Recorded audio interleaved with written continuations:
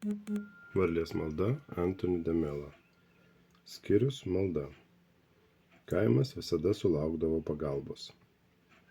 Kaimelio kunigas buvo šventas žmogus, todėl parapijiečiai, kai tik prispausdavo nelaimę, nuolat kreipdavosi į jį pagalbos. Tada jis pasitraukdavo vis tą pačią tokią girios vietą ir sukalbėdavo tik jam žinomą maldą. Dievas visada ją išgirsdavo ir pagelbėdavo kaimui. Kai jis mirė, žmonės pagalbos kreipdavosi į jį pakeitusi kunigą, kuris nebuvo šventas, bet žinojo tą atokią girios vietą ir anos maldos paslaptį. Taigi sakydavo taip: Viešpatie, juk tu žinai, nesu aš šventas, bet tikiu, kad nepanaudosi to prieš mano žmones.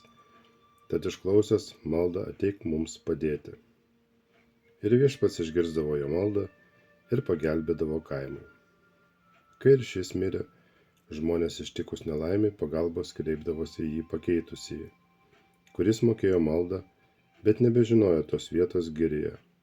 Taigi sakydavo taip: Viešpatie, negi tau svarbi vieta.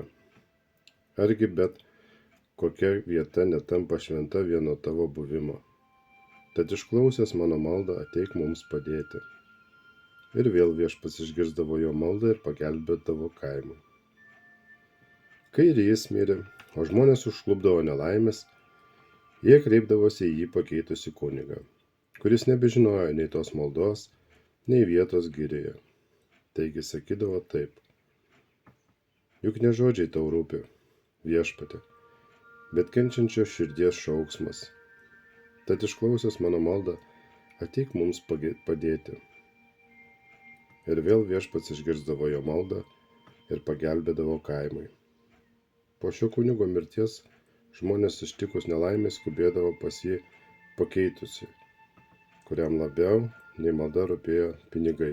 Jis sakydavo viešpačiui: Koksgi tu Dievas, jei lengvai galėdamas pašalinti vargus, kuriuos pats mums ir atsiunti, nenori pajudinti net mažojo pirštelio, kad kol nepuolame prieš tave keliaklupsti maldauti.